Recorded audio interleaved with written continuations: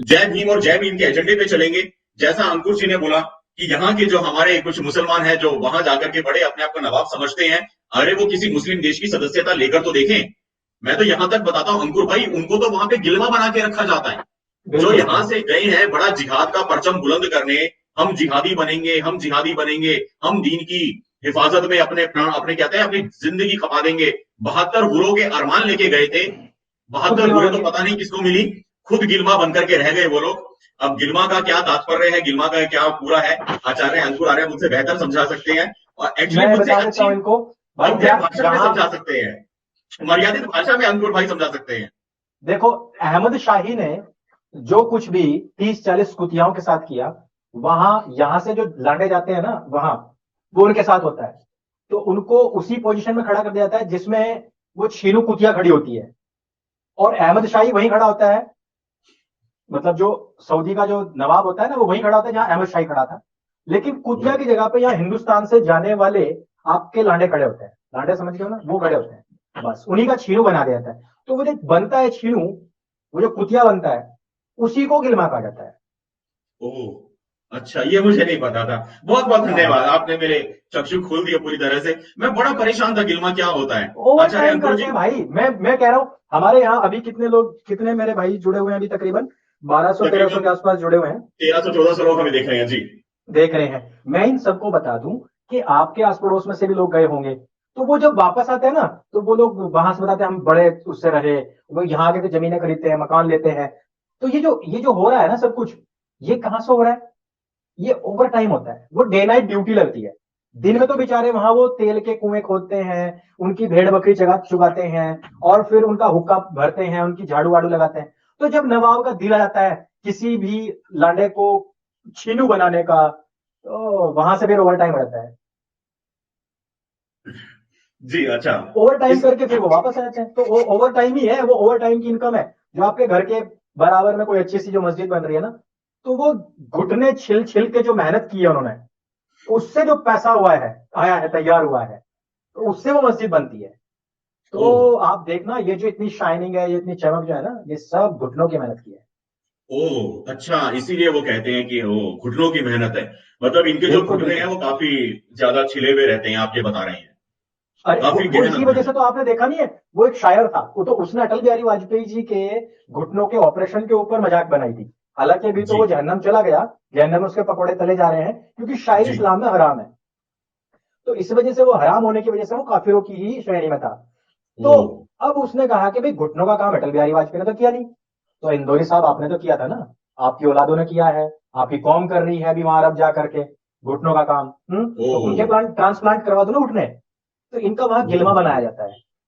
अच्छा और ये है। ये तो छोड़ दीजिए, ये तो प्रैक्टिस इनके, ये जो क्या बोलते हैं इसको, मदरसा इनकी मस्जिदों से स्टार्ट हो जाती है। मस्जिदों से वीडियो आती है रोजाना, छोटे छोटे बच्चे। देखो, गिलमा की जो असल परिभाषा है, वो है 14 साल तक का लड़का। तो असली जो गिलमाबाजी का जो मजा है, वो मौलवी ले लेता है।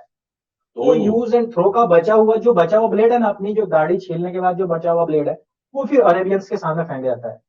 तो अब उससे क्या है ना, इनके पास जो इतना पैसा मैं है, क्षमा चाहता हूँ, मैं ना ये, हंसी नहीं रोक पा रहा, लेकिन मैं अपना ज्ञान बहुत बढ़ा रहा हूँ, मैं बहुत सीरियस होकर सुन हाँ, रहा हूँ। ये आचार्य जो जी घर क्षमा बन रहे चाहता हूँ अपनी हैं, हंसी के लिए, लेकिन मैं बहुत ये सीरियस जो हूँ जी।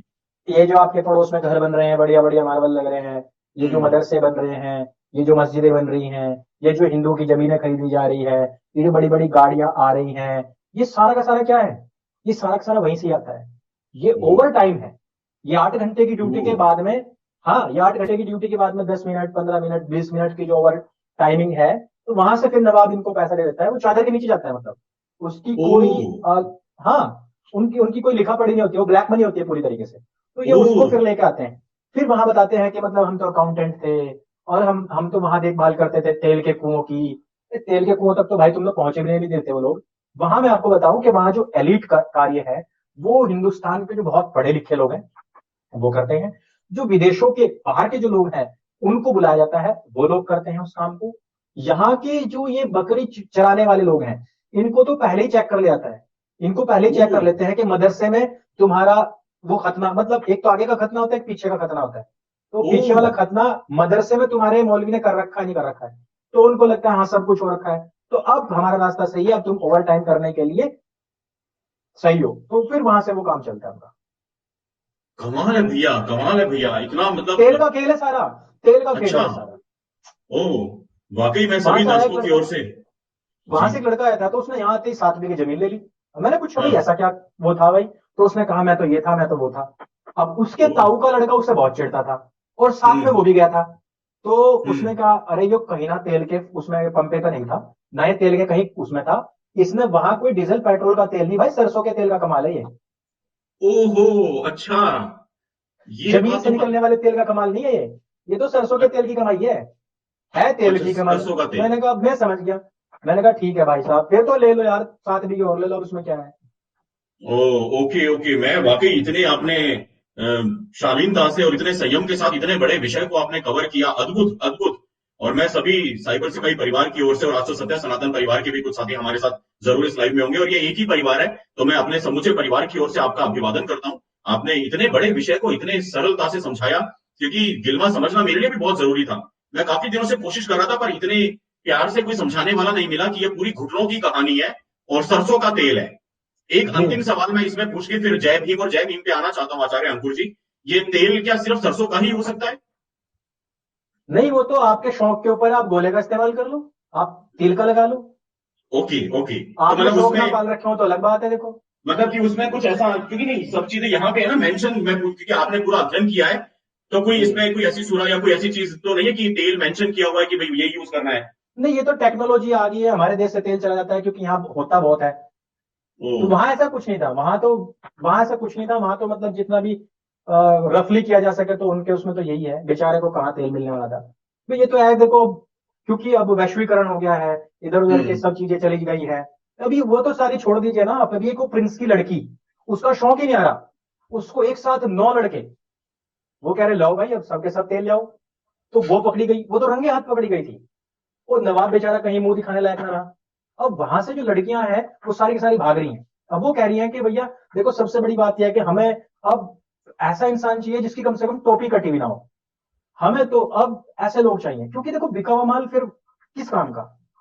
तो ओ। वो अब हिंदुस्तान की तरफ इसी वजह से भाग रही है। मैंने कई सारी ऐसी हमें देखो, हमारा क्या है कि हम छपास और दिखास में नहीं रहते। हम कभी ये नहीं कहते कि हमने ये कर दिया, हमने वो कर दिया। लेकिन बहुत सारी बहनें हैं जो आगे कहती हैं कि भैया हमें हिंदू लड़के से ही शादी करनी है। तो मैंने कहा बहन हिंदू लड़के से शादी क्यों करनी है।